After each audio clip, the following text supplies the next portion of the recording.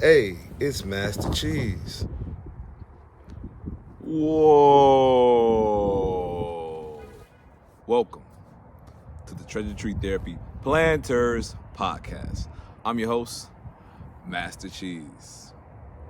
Welcome back. Happy New Year. It's been a long time coming, but we're back in effect. We're going to discuss some things today. We're going to focus on reviewing the NFL Super Bowl. A very good thriller, very great game. We're going to discuss Patrick Mahomes and his willingness to become one of the greatest of all time. Then we're going to transition over to the Chicago Bears. Ugh. There's a dilemma at the quarterback position with Justin Fields or Caleb Williams. We'll touch base with that. Then we're going to progress to the NBA All-Star Weekend. A lot of celebrities, a lot of fun activities occurred. We'll review the dunk contest and the game itself. And lastly, we're going to have the Kawhi Watch. Touch on square one and look forward to seeing you there. Stay tuned. You don't want to miss it. Bloop. Please, everybody, on the play this podcast with Master Cheeze. All right, welcome back to the TreasureTreeTherapy Planters Podcast. Again, I'm your host, Master Cheeze. I want to start off by giving a shout out to our sponsors. Yes, we finally got some sponsors. We're going to start off by saying a thank you to Harmony Health Oasis. Some information. It's a weight loss program that they have as well. It's led by a nurse practitioner based out of Chicago with some practices in Indiana. What they're doing is they're looking to help people engage and take better care of their health. They have natural ways of losing weight and also some ways to safely do it with some medication. I'm not very qualified in that field, but I encourage you to go ahead and check out their website at harmonyhealthoasis.com. A lot on the website, just go ahead and check that out. And then we're going to move forward. As discussed, the Super Bowl was crazy. But not only crazy in the sense that if you put $200 on the 49ers before the game, you lost your money. But crazy in the sense that Patrick Mahomes showed that he is that dude. Looking back at the game, if you're a competitor, if you're a winner, you just see what separates winners from losers. One of my biggest quotes that I have on some of the Treasure Tree Therapy merchandise is that there is a difference between making it to the championship and becoming a champion. You know, that's a very big gap. That's a 300 yards, that's a 100 yards, that's a 1 inch. There's a big separation between being in a championship and becoming a champion. All right, Patrick Mahomes showing that he is ready to be that guy and continue to be the face of the NFL. Now, I do want to touch base. I did look at some of the film from the game. It's just showing his greatness and his ability to get the job done. The first play I do want to take a look at is that when he had an opportunity on about 10 seconds left in the fourth quarter, almost end of regulation, and Patrick Mahomes goes to his guy, Travis Kelce. Now, upon further review, if you look at it, Rashee Rice was open in the middle of the field. He could have made the throw. Whether he would have made the touchdown or not is debatable. But you can see that Patrick Mahomes knows the guy that got him there, that he's been with, he's going to go with him regardless if he's covered. Now, the snap was kind of low and it did throw off the trajectory of his throw, but he still gave his guy a chance. That play was interesting because later on, after that drive ended, Rashee Rice and Patrick Mahomes exchanged words. And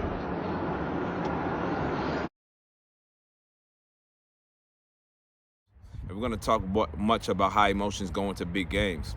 And Patrick Mahomes told him, bro, I'm a 2-time MVP. I'm doing what I'm going to do. You stay in line and watch me follow. Which is good that he's able to keep his guys in control positively and move in the right direction. Rashee Rice had a really good game, came up with some pivotal throws, but you can tell that he wanted that moment just as much as Travis Kelce might have wanted that moment. But Patrick Mahomes showed why he is the leader of that team and kept his guys in check and kept the ship going in the right direction. The next play I want to look at is we're going to check out the second play. The second play was a 4th and 1. This is a combination of coaching and the players being on the same page. This is a play that they've been sitting on. They've been waiting for the right opportunity to use, and they used it. Pretty much 3 options, Quarterback can run. He can throw to Travis Kelce. He can throw to Rashee Rice.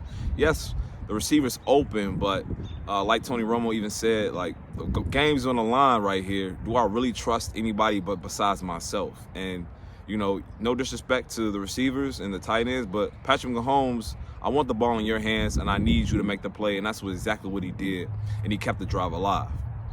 All right, so then we move forward. Next play, there's a 2nd and 14. Previous to this play, Patrick Mahomes goes to MVS, and he does the cha-cha slide and loses 4 yards on the play. Very big no-no. It looks like the Chiefs might lose this game because maybe selfishness or just unaware of the situation going on at hand. But he settles the guys down, and he goes right back to him on a 2nd and 14, gets those yards back, and keeps the drive manageable going into 3rd and 4th down. Now, this last play here is going to tap into towards the end of the game, just maybe the last drive of the overtime, okay? You have 3rd and 1 with 2 minutes and 8 seconds left. Patrick Mahomes is just showing you greatness. He steps back in the pocket, and, you know, like cat-like reflexes, he just steps up and he just runs. He just takes off, and he makes a play at a timely moment in the game to get his guys in a position to win the game. You know, he didn't overthink it, didn't throw the ball, you know, didn't go on the 4th down. He just used his legs to keep him in games. Now, to reflect, you know, Brock Purdy is a pretty good quarterback, and we'll touch base on him too, but this is something he was able to do in the previous round, to utilize his feet and get yards when he needed them and kind of keep the drive going. And that's why people gave a lot of praise to Brock Purdy, because getting the job done. But Patrick Mahomes also is one of the greatest, and he's showing why he is one of the greatest. His ability to do this in the crunch moments. This is overtime, like 2 minutes. Any mistakes, game's over with, and you can just tell with his poise. As I continue with the poise, he goes and he keeps his guys calm, mistake-free football. They driving down to the goal line. The clock's running down. I'm on the edge of my seat. Like, I don't really know the rules as much as maybe, you know, the Kansas City Chiefs did, or maybe the 49ers coach did. I'm just under the assumption that regulation will end, or at the very least, you know, you kind of want to make sure you score before the clock hits 0. But nonetheless, the poise is there. The team is still good. Mistake-free football. No false starts, no holdings, none of that. Patrick Mahomes sits there, and Andy Reid is a hell of a coach because he had this in his back pocket too. Similar to that 4th and 1 play with the triple option with Patrick Mahomes and Travis Kelce, he had this in his back pocket too. And you see the motion and affecting the 49ers as they are playing on the heels and trying their best to kind of not show too much. But Patrick Mahomes sees it all already, and this has just been showing you how they preparation for this championship. You know, the motion comes, quick motion, boom, throws it, boom, like right on the money. You know, didn't drop it, didn't throw it over his head, the receiver didn't have to do too much. Just put it right where you had to be, and that's winning time. Even Travis Kelce knew it, and he didn't have to look at the play. But looking at Patrick Mahomes, you can even just look at the mechanics he uses on this, right? Just being able to get into your bag, just knowing pressure's coming.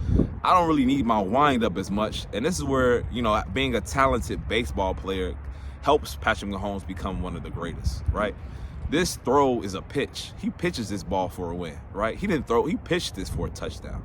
And that's these different qualities that you see out of Patrick Mahomes, and maybe you see out of other quarterbacks who are winning at a high level. It's just, you see that this is not traditional. You see him do certain different things. You know, I did have the opportunity to watch Patrick Mahomes last year for the very first game against the Colts. In fact, they lost this game. But I was able to watch his, you know, pregame warm-up, and I was able to watch him move around and just his preparation to getting in the game.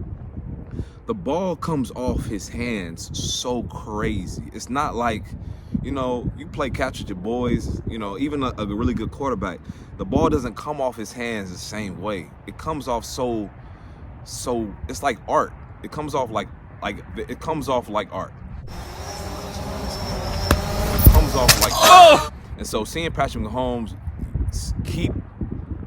keep his head calm and collected to win this game, and using the talent and the gifts that he's had and preparing himself for this moment was a sight to see. And I'm thankful and to have watched it, similar to how those who've got to watch, LeBron James or Michael Jordan or Magic Johnson, it's just you're watching greatness unfold when you step up to the challenge in pivotal moments.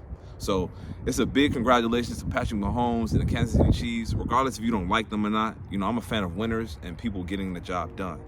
Now, Brock Purdy, who was in the championship but did not become a champion, kudos to him. But it's tough for me to put my money on somebody who has not really had to face that kind of adversity. Being in a Super Bowl, a lot of people, it's hard to win a Super Bowl. Brock Purdy is a really good quarterback. He just needs a little bit more. There's always another level, and I think that he was not as prepared as he may have thought he was for the different pressures and the different looks to make some of the throws that he typically would have been able to make in the earlier rounds. Kansas City really did a good job of preparing and preparing for the different looks that they showed in the previous years or in the previous games, and they gave him a run for his money.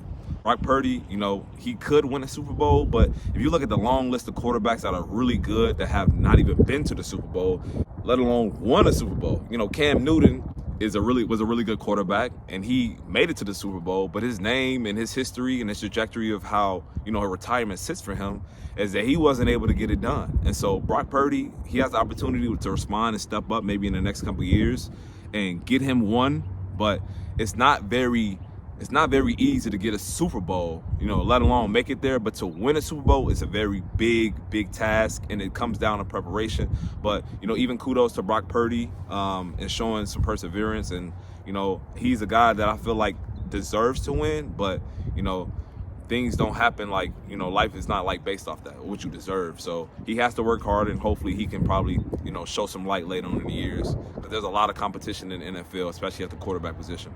All right, so we touched on that. I want to transition to, as you win a competitive game with the championship, Travis Kelce. There was a lot going on with the Swifties and the Taylor Swift, it's kind of like not nonsense, but it takes away from the game. There are a lot of wives that go to games often. They don't really get the pub, but again, life is not as fair as we would like it to be. But I want to focus on Travis Kelce, and when you see him and the screenshots of him yelling at Andy Reid. And when you see this as a player or even a fan, you're like, no, he should not be in the field. You need to take him out and da-da-da-da-da-da. We all have our opinions about what should go on. In that locker room, if those guys love each other, that's out of love, He might have stepped over his boundary, but he didn't do it in a sense of he didn't want to hurt Andy Reid. He was just showing his emotion, his passion for the game and expressing it. It's a very stressful environment, and people don't like losing at that level, especially if you're a champion. Your willingness to win is very close as much as your willingness, I don't like losing. He does not want to lose this game. And he showed that passion, he showed that emotion to Andy Reid. Now, it looks very bad, but Andy Reid is a quality coach. You can see that he's been here before. You can see that he has the poise. You can see that he loves and trusts his guys. And, he took with it. He took that. Maybe it refocused him, and he gave love. Travis Kelce admitted, he went back, gave him a hug, and just kind of let him know, like, yeah, I just want to win this game. And Andy Reid, in his post-game interview, even talks about it. They're passionate players, man, and I love that. And even if they chest bump me to the other side of 50, I appreciate it. I just love that he wants to play and wants to be in there playing. He knows I love that, so it makes me feel young. Listening here, you can see Andy Reid. He's not really driven. He doesn't take it as personal. He doesn't take it as Travis Kelce hates me. He just feels that his guy wants to win, and maybe he is doing something wrong. Maybe he needs to listen to his players. He's a player's coach, and that's why he has another championship. It's not easy to win a championship, but it just shows how good coaching is and different levels and tiers of coaching. Some coaches may not be able to handle that. It's a difference, right, between, African-American players or maybe white players or, just different demographics where if you saw a player like Terrell Owens, doing this to the coach, it's very easy as a fan to just sit there and ridicule him and just say, like, oh, what are you doing? Or even AJ Brown, like, to ridicule these players for having emotion and expressing themselves. But it just comes down to the coach's ability to just group his guys together and keep the focus going. And that's what separates great coaches from good coaches. So those are 2 points that I wanted to show. And again, with Patrick Mahomes, he showed some fire as well on the sideline where she writes and letting them know, like, this is my team. And Patrick Mahomes is getting that killer mentality. He was kind of like, the little boy. He got the voice, and you make fun of him, but the man has the sword in his back pocket, and he's ready to use it. And I saw a glimpse of that. When he was going up against the Ravens. The Tucker is a very good kicker for the Ravens, but there's certain rules that you don't allow in war, right? I get your routine is to kick field goals on this side and this side, but there are no rules when it comes to having rules. Like trying to get under the skin. Yeah, he knew what he was doing. I get it, but you got under your skin a little bit. Me and Pat, we've been having the same mentality for this game all week long, and it was you got to go in there and have the right mind frame, right mindset, and we just weren't in a joking mood.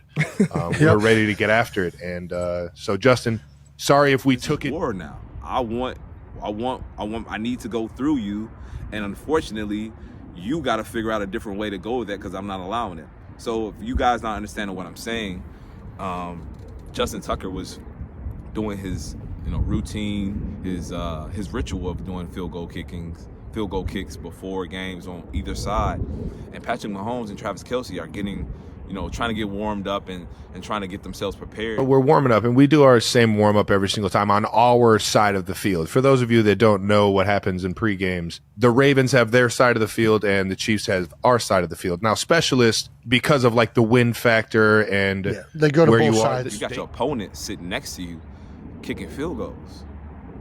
That's just like, if you are a winner and you know how winning works, that's a no-no. You don't allow your opponents within the lines to come and prepare in front of your face. That's just not how it is. He got to go on the opposite side of the 50 and figure it out. And you can just see that dog that Patrick Mahomes has developed, and that's very scary for the league. Even then, the soundbite after the Super Bowl, coming fresh out of the Super Bowl, ready to win, he already says, I want 3. Hey, we're not done, dog. I want 3. We gotta get 3. 3. No one's ever got 3. 3. No one's ever got 3. I want back to back to back. He doesn't say, he's still celebrating, but he already is jumping to next year. He's saying, I want 3. I want to be the first to win 3 in a row. That's scary.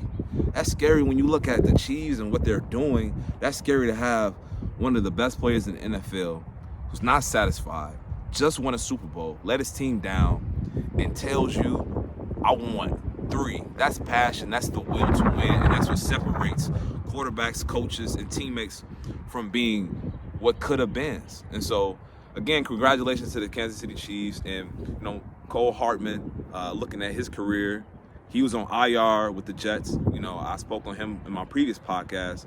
He had thumb surgery, came off, moved around, didn't really get a lot of didn't get a lot of carries, a lot of catches, but he stayed prepared. He stayed ready for that moment, dialed his number up, and he won a Super Bowl with one of the greatest catches or one of the greatest plays, or one of the greatest series you can say in Super Bowl history. So exciting, and I'm happy that the NFL is emerging with quality games like this. So please stop betting against Patrick Mahomes. I feel you, but stop doing it until next time. All right, cool. And then we're going to progress. The Chicago Bears. See, we got to spit all of that nonsense out. We got to spit what's going on with the Chicago Bears right now, because I'm a fan of the Chicago Bears as much as I am as a fan of football. Justin Fields has been going through a lot right now, and it's very tough for a quarterback to really feel wanted, where you got the fan base doing what they're doing, the GM's doing what they're doing, and you putting a lot of money into a Caleb Williams. Now, if you really look at the talent throughout the league, is your goal to be have an MVP quarterback, have exciting games, or is your goal to win a championship? That's the first question for the Chicago Bears fan base. Because we need to stop looking for eye candy, and we need to start looking for how to win. As a Chicago Bears fan, and maybe collectively, we are still riding off of the '85 Bears. looking at what got us there was a lot of different pieces. We have not been good on that level in a very long time. And when we did get to that level, it wasn't based off the quarterback position, which could have improved and got us over that hump, but it was based off of a lot of other pieces like culture, having a culture around the Bears, similar to how the Ravens have. They have a culture of winning, a culture of understanding how to get things done. Now, they're just going up against a bad man named Patrick Mahomes, you know. As much as you would like to say, a lot of guys could have been somebody if Michael Jordan wasn't in the league. That's just what Lamar Jackson is dealing with. But I say that to say is that as a Bears fan, I would like for us to focus on culture and not these headlines, not these, you know, just this idea of how winning works. You know, Josh Allen is a very good quarterback. He has yet to touch a Super Bowl. You know, Joe Burrow's made it to the Super Bowl. He has yet to win one. Brock Purdy is in a conversation with Joe Burrow. See how crazy that is? We need to step back and understand what it means to build a winning team. Are you a fan of the coach? Are you a fan of the defense? Are you a fan of the quarterback? Let's take those pieces and develop. It's called develop them. Stop chasing, you know, California love. Now, Caleb Williams, very talented quarterback, but name me a quarterback that was not talented that's been drafted in the last 5 years. Well, talent is not everything when it comes to winning. We need to have a culture set for these guys that's coming apart and up. You gotta go up against another team on the other side of the field. You gotta go up against the AFC, go up against the Josh Allens. You gotta go up against the Patrick Mahomes. As much as it's cool to say, you know, Brock Purdy, you did a really good job. You took us to the Super Bowl. Here, high five. That's not enough. You know, that's not enough for me, at least. I want to win one. I want to be able to have a parade in Grant Park and go crazy. You know, that's the goal at hand. That should be the focus. So when you ask me about, you know, Justin Fields or Caleb Williams, like, who cares, right? It doesn't matter. Either one. If you believe in Justin Fields, believe in Justin Fields. If you believe in Caleb Williams, believe in Caleb Williams. But just having talent is not enough in this day and age. Justin Fields, again, as good as he is, his mechanics are trash. Like, I'm just putting it out there. You watch Patrick Mahomes, which is what I'm setting the bar at the level. We may not even get there, but at least we're pushing towards greatness. You know, you watch his mechanics are nonsense. The fact that elbow goes, we throw through the elbow. No, I don't love that. Watch how it goes elbow, right? And then hinges up there like that. You know, there's not a lot of great throwers in the history of football who threw the ball like that. Now, we've seen improvement, but yes, is that like perfect to me? No, but I do, again, like the base and the shoulder turn. No extension should be given to Justin Fields until the mechanics are cleaned up. Like, that's a necessity. It's showing you when pressure comes, you need to be able to let the ball off quickly. If Justin Fields does not clean up his mechanics, I'm sorry. As much as he is a very good player, he is not the quarterback for the Chicago Bears. Similar to Caleb Williams. Good quarterback. I don't know what kind of grit or toughness he has. Justin Fields has a lot of toughness. He's been ridiculed. He's been through a lot. But Caleb Williams, you're stepping into Chicago. Like, this is February, right? The weather is gleaming. The sun is beaming on my face. This is not how it goes. December, January, it's cold. You want to punch a baby. Like, I'm not saying to punch babies, but it's so cold you get irritated being outside. And is Caleb Williams the guy to be able to handle that for 4 years, night in, night out? That's the question the Chicago Bears need to ask themselves. Stop chasing this eye candy, because it's not enough. It's not enough for me. Again, like I said, I would like to win a Super Bowl. I would like to be on the biggest stage and just enjoy that process. So, you know, regardless, like I said, if you want Justin Fields, if you want Caleb Williams, it doesn't really matter, because at the end of the day, it comes down to culture development. Culture and development. All right? So that's the news I got on it. You know, people might have their incentives of keeping Justin Fields or Caleb Williams. So far, the Bears, and this is no disrespect, the Bears fans are not very qualified in this position, you know. There is no history of us being winners, at least on the offensive side of things. Defensively, yeah, we produce great defensive players, great special teams players. You know, shout out to Devin Hester for getting inducted into the Hall of Fame this upcoming year. But, you know, on the quarterback position, like, checking our resume, we suck at looking at quarterbacks. So we need to be a little bit more on what we do best and work on the culture of things. You know, the Dick Buckuses, the Brian Urlachers, you know, the Lance Briggs. Those guys need to come back and help set that culture, you know. So that's enough with the Chicago Bears. Hopefully they don't stick it up next year, but look forward to seeing what the new chapter is in 2024. We're going to progress onto the NBA All-Star Weekend that took place in Indianapolis, Indiana.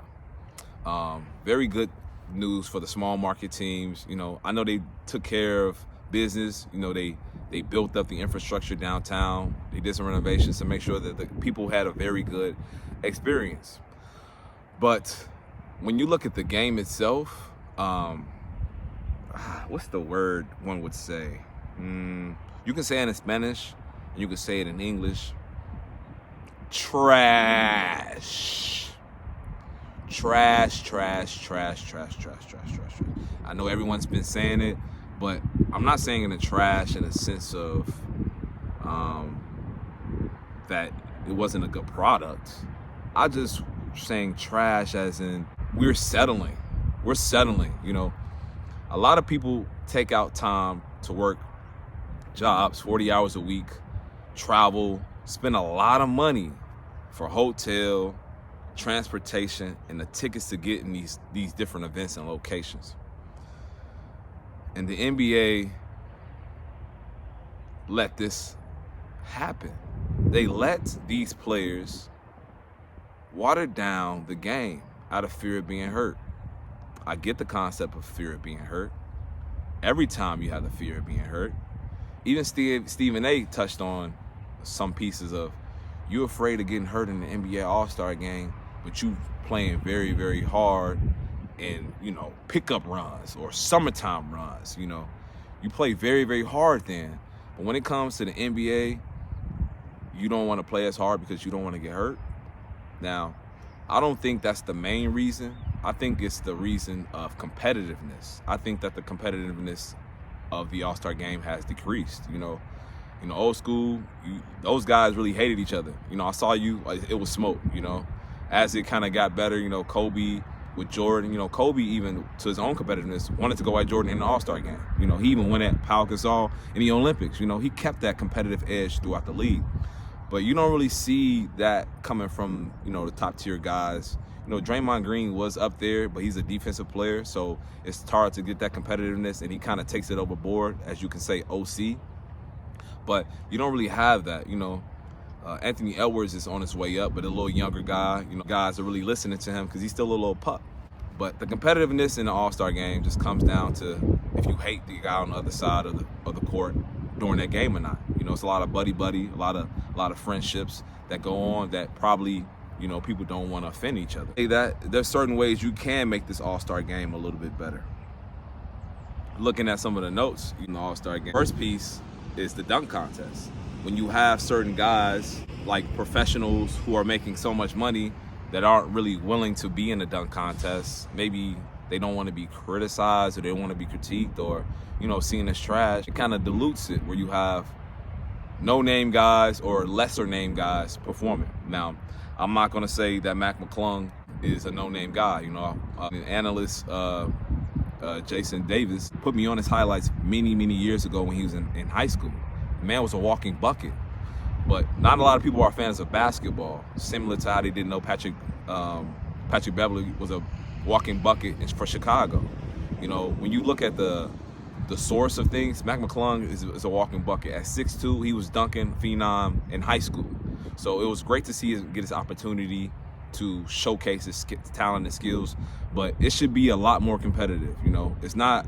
You know, Nate Robinson was a two-time dunk champion, and Mac McClung is in that same conversation, but he's not even in the NBA. He's not on the NBA roster per se. Like, he's in the G League, but he's not on the NBA roster, and that's not a big deal, but it's letting you know how the game's going. You know, the guys who are there aren't really for that competitiveness of, I'm gonna go get the dunk contest. You know, the people who are of the lesser salaries or, you know, lesser popularity, it's an opportunity to make their names up. So give a shout out to Mac McClung for doing his thing. You know, he had some very impressive dunks.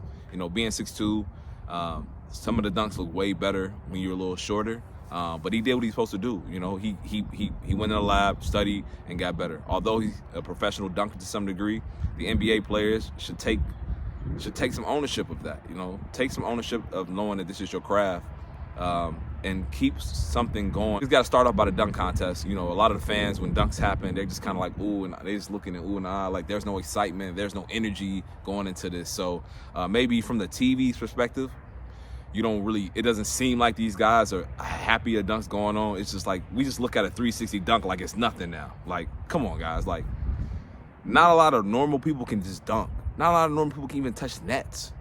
And we looking at 360 dunks or 720 dunks, and behind the dunks, like, oh, that's nothing. Like, that's where that becomes a problem, where you just start discrediting dunks that are very difficult to begin with.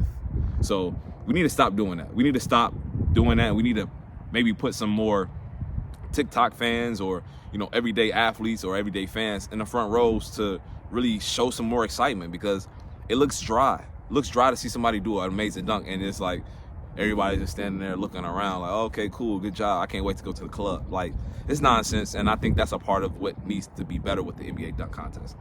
All right, furthermore, in the NBA All-Star game, it was lackluster. They did break some records, scoring at 211 points in the All-Star game was, a broken record. It was a record breaker. Which, as you can see, as the game continues to develop, more and more records will be broken. Damian Lillard came off with the MVP. I think Tyrese Halliburton probably should have really got it. Damian Lillard hit some nice, impressive shots down the stretch. But just kind of like, he was a competitor. So, again, I think Tyrese Halliburton might have thought it was sweet. It was going to be handed to him, but he didn't really show that he really wanted to go get it as far as well as Dame did. So kudos to Dame. Congratulations to him on his MVP in the All-Star game. But just watching the game, there's certain ways you can incentivize the game.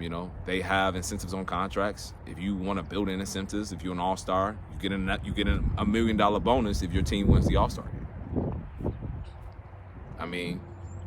Put incentives in the contracts, not taken away from your regular, but if you become an MVP or if you become an NBA All-Star and your team wins the All-Star game, you get $1 million. Come on now. Like, guys are going to want to play harder. If it's not $1 million, you can bring it down 500, 200K. I don't really care. You can incentivize that inside the contracts. Do put those in contracts and make it better for the fans.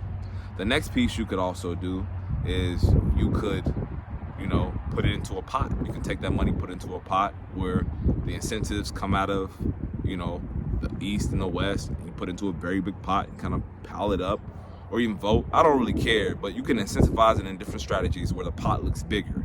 It's a $10 million, it's a $30 million pot where winner takes all. Incentivize it, okay? The next piece, someone spoke on was you could, the All-Star game can have, my five versus your five. You can have my five versus your five, whether it be the starting five going against the West best five, and they got a target score. Whoever wins advances to the second quarter or the third quarter to play. Kind of like a weird little round robin within the East and West, where the East plays the East and the West plays the West, but the East could end up playing the East in the fourth quarter to win the whole thing.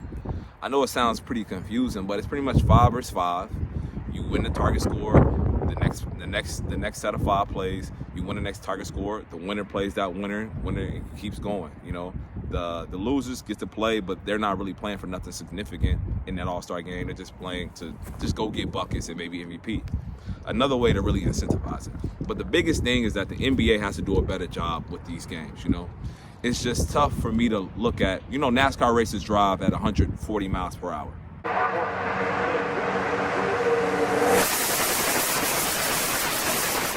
140, 160 miles per hour. And then you got Formula One, who on average is about 200 miles per hour, right? Imagine paying your hard-earned money to go watch, a Formula One versus NASCAR race or something like that. They modify it, and they driving just as fast as me on the expressway, 80 to 100 miles per hour. I don't break speed limits, just give them a rough guesstimate.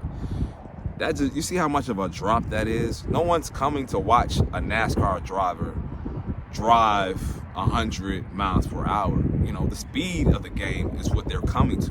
The reason why they took their hard-earned cash and decided I'm going to make sure that I go to this game is because they want to see the entertainment that they have that's expected throughout the season.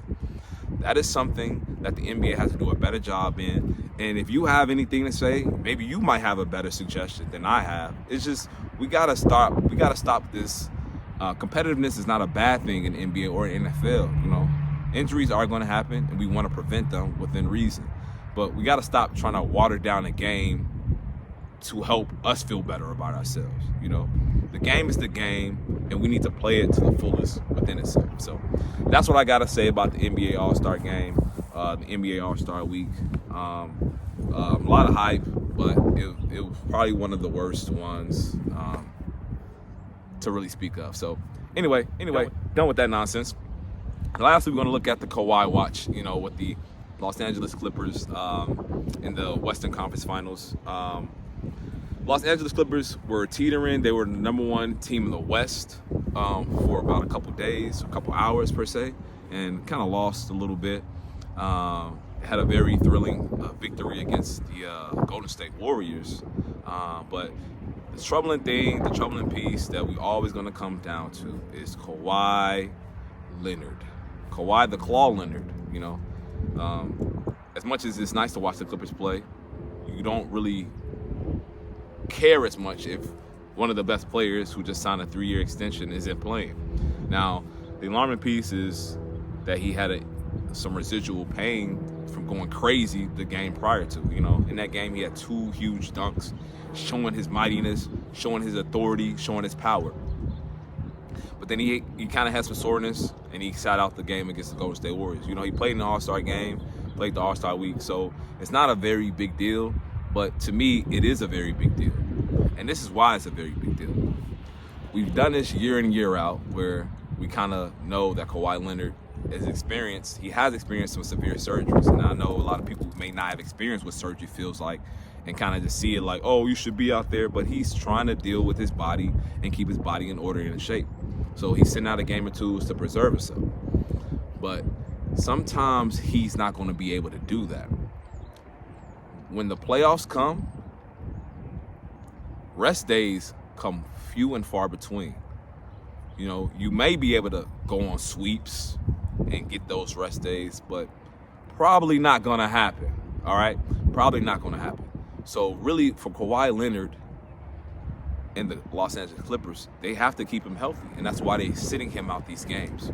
But when the playoff intensity picks up, you got to win 16 games. You're going to play upmost of 30, 40 plus games. You're going to play a lot of games, and you're not going to get that much rest. You're going to be traveling. The schedule's going to be hectic. It's going to be stressful. For a guy like Kawhi Leonard, who has been experiencing, you know, issues with his knee and tendonitis and his hip, this is not going to be best for him, right?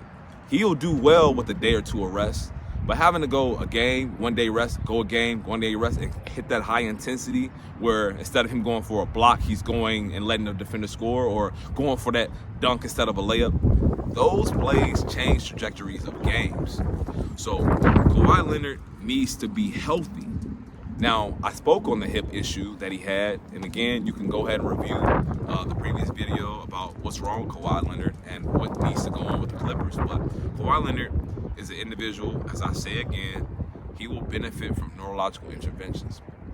Now, you guys are looking like, what's a neurological intervention? You know, some things are done with exercise and rehabilitation where your muscles can get stronger. But if you understand that your nervous system controls literally everything you do, from blinking, right? If you understand blinks occur based off your neurological system, it's kicking in automatically, or you can try to keep your eyes open as long as you can, but at some point your body is going to overtake you. It's going to shut it down. It's going to force you to blink. That's the nervous system. We got to let our egos go and understand the nervous system is bigger than us. You know, it's bigger than us. So Kawhi's nervous system is something that needs to be addressed on top of the things that he's doing. Now, looking at the nervous system, One of the techniques that are very important, that are very good, is a technique that I specialize in. I've been doing for quite some time. It took me some time to master, but it's a technique called Square One, originally called Reset. Sean Sherman, the developer, he had an opportunity this past week to showcase his talent and educate the Houston Texans. Now, that doesn't seem like a big deal to some, but that's a big deal to me. I've been talking about Square One for a very long time. I've been talking about neurological interventions for a very long time.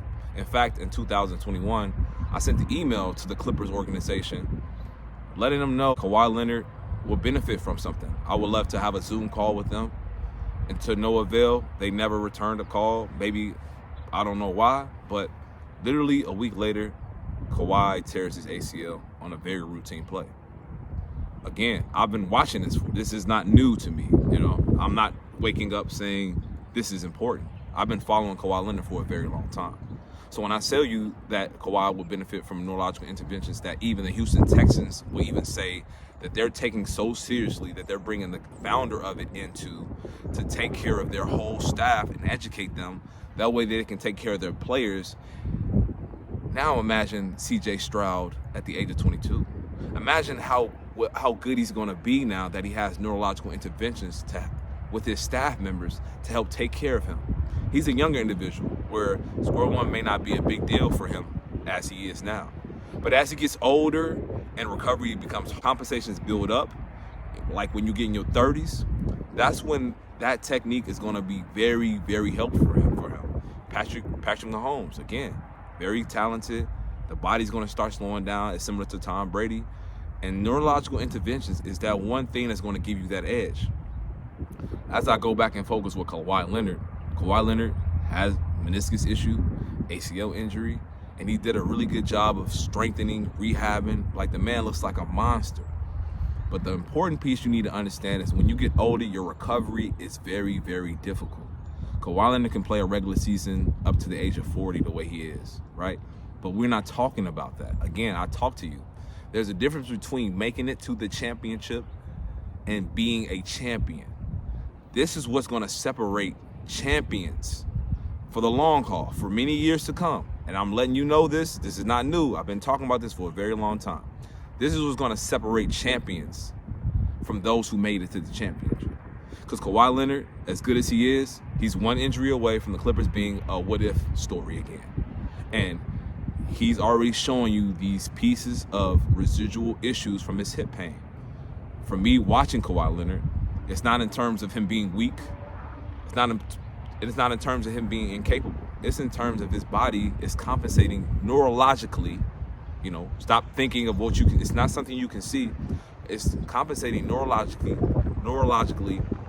where it's influencing pain, right? He's having pain. Now, when you watch the game before he started talking about him having pain, Kawhi Leonard had 2 monstrous dunks. Think about that. Not a lot of people were seeing Kawhi do this. Kawhi started unleashing, Anthony Edwards might have been chirping at him, going back and forth. But Kawhi Leonard was letting a statement be known that I'm still a bad man. But you can see what was the result. What was the result of that? What is the recovery to that? What's happening to Kawhi after that is, right? Game 1 last year, Phoenix Suns versus the Los Angeles Clippers. Kawhi Leonard by far was the best player on that court. But then what happened? What happened in game 2? Kawhi Leonard couldn't play as good as he did the first game. His body was unable to recover the same. He ended up eventually sitting out the next couple games.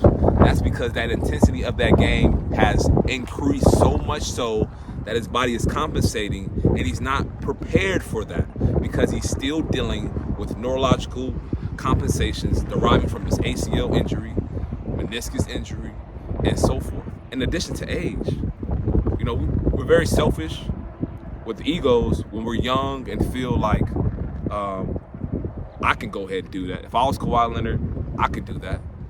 But you need to understand how injuries work. When injuries happen, it puts a governor on your body. Where you were going 130 miles per hour, now you're going 110, and then 100, and then 90, and then 80, and then you slowly start to see this triculation come. That's the piece that I want you all to understand. So Kawhi Leonard is a very good basketball player. He's an MVP candidate this year. First team all defensive player this year. But to become an NBA MVP and become a champion, he will need neurological interventions to get him over that hump. We've seen this time and time again. You'll be insane to believe that what you're doing is going to work differently. Now, by the grace of God, it'll happen based off his teammates being able to pick up that load. But if you got to have Kawhi Leonard going up against KD, I know he's not going to play low. He's going to play to the max he can. How does his body respond to that? Will he have to sit out a game or two again? Then what happens to the series, right? Then you got to go up against a young Timberwolves team, maybe in the following rounds. You see these different components? I don't want a Brock Purdy. I want a Patrick Mahomes. And in doing that, you need to prepare now so when the situation comes, you're already ready. Not, oh, what do we do now? And so that's my piece. So to whoever's listening, if you know somebody that knows somebody, I would love to educate you all even more. You can check out the TreasureTreeTherapy.com website. You can check us out on Instagram. And you can also check out Squirrel One. You know, they do some amazing things. I'm happy to have learned from Sean Sherman. I know he's doing his thing. He's moving forward. But, you know, I would love to have more talks and discussion. That way I can help benefit, you know, organizations on a professional level. I'm really trying to work with the LA Dodgers, trying to get some talkings and going in that organization. Work very closely with the strength and conditioning coach. It just takes time for these things, but it also takes someone to step up and, you know, understand that there's something bigger than themselves. So again, Los Angeles Clippers, this is 4 years later, you know, or 3 years later, reaching out again saying that you all would benefit from neurological interventions on top of the great things that you have done. So that's the piece I want to say. And then if you even look at Klay Thompson, you know, I watched Klay Thompson. I spoke on him as well. You know, Klay Thompson's a very good shooter, like one of the best shooters. It's not in terms of his work ability, it's in terms of him understanding his body. He has a new body now. He had an Achilles injury and he had an ACL injury. And we're still doing the same things we were doing, or maybe even a little differently like we did in the past. Klay Thompson needs to improve his calf strength, his calf bulk, improve his glutes, and also he will benefit from neurological interventions. And you can bet against me, but it's not advised, because if you watch year in and year out, you always look up like, dang, what happened? What's going on? And I'm letting you know the answer. So you can take my words with a grain of salt or not, but at the end of the day, my goal for Treasure Tree Therapy is to help athletes do their best. We want athletes to be on the field. I don't want what ifs. I don't like seeing athletes who work hard from middle school, high school, college, workouts, where they get on one of the biggest stages and their body shuts down because they're unaware of the neurological interventions that could benefit them. So that's my PSA. I would love for you all to like, share, subscribe to the channel. I don't really know what all we got as I look at my last couple notes. Yeah, that's it. Oh, the last piece I would want to talk about, and this is upsetting. George Kittle's 2 catches in the Super Bowl. That can't happen. Maybe coaching, I don't know, but that's unacceptable.